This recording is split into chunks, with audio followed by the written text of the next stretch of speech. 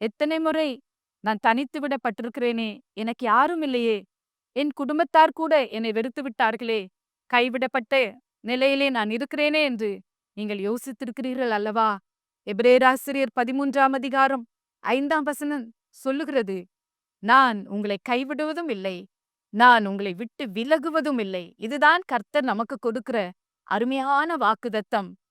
ஆதியாகமம் 21ஆம் அதிகாரம் 14 முதல் 21ஆம் வசனம் வரை நாம் படிக்கும் பொழுது, ஒரு தாய் ஆகார் என்று பெயர் பெற்றவள் தன்னுடைய குமாரனை ஒரு வனாந்திரத்துக்குள்ளே அவள் நடத்தி கொண்டு போனாள். அவர்கள் இருவரும் அங்கே அலைந்து திரிந்து கொண்டிருந்தார்கள். எங்கே போகப் போகிறோம்? எங்கே தங்கப் போகிறோம்? யார் நம்மை பராமரிப்பார்? இந்த கேள்விகளுக்கு பதில் இல்லை. அவர்கள் போய்க்கொண்டே இருந்தார்கள். அவளுடைய கையில் சற்று அப்பம் இருந்தது. ஒரு துருத்தியில் தண்ணீரும் இருந்தது. கொஞ்சம் கொஞ்சமாக அந்த அப்பம் செலவழிந்து கொண்டே இருந்தது. கொஞ்சம் கொஞ்சமாக அந்த தண்ணீரும் செலவழிந்து கொண்டே இருந்தது.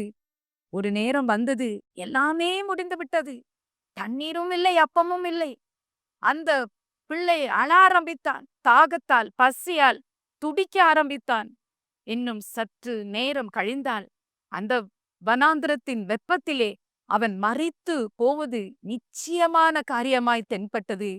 அப்பொழுது ஆகார் கையிலே பிடித்து கொண்டிருந்த பிள்ளையை அப்படியே ஒரு செடியின் கீழ் கிடத்தி விட்டாள். இனிமேல் இந்த பிள்ளையை நான் சுமக்க முடியாது, இனிமேல் இந்த பிள்ளையை நான் காப்பாற்ற முடியாது என்று சொல்லி தன் கையை விட்டு அந்த பிள்ளையை அந்த செடியின் கீழே கிடத்தி விட்டு மறுபக்கமாய் அவள் தன் முகத்தை திருப்பிக் கொண்டாள். என் மகன் இறந்து போவது, செத்து போவதை என்னால் பார்க்க முடியாது என்று சொல்லி அவள் அழ ஆரம்பித்தாள். அப்பொழுதுதான் திடீரென்று தேவனுடைய சத்தம் அவளுக்கு புறப்பட்டு வந்தது. அருமையான கர்த்தருடைய பிள்ளைகளே, ஒரு பக்கம் மகன் அழுகிறான், ஒரு பக்கம் இவள் அழுகிறாள். நடுவிலே தேவன் பேசினார். ஆகாரே, நீ ஏன் அழுகிறாய்? உனக்கு என்ன நடந்தது? நீ பயப்படாதே, நீ பயப்படாதே. பிரியமான கர்த்தருடைய பிள்ளைகளே, அவள் யோசித்தாள், குழந்தை இனிமேல் நான் பிடிக்க முடியாது.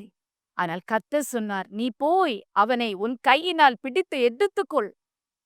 அவள் யோசித்தாள், இந்த பிள்ளை சாகிறதை நான் பார்க்க மாட்டேன் என்று தன் முகத்தை திருப்பிக் கொண்டாள்.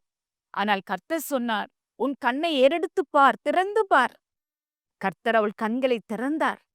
ஒரு பெரிய துறவை அவள் பார்த்தாள். நிறைய தண்ணீர். ஓடி போய் அந்த துருத்தியிலே தண்ணீரை எடுத்துக்கொண்டு தன் மகனுக்கு கொடுக்க அவன் பிழைத்து கொண்டான்.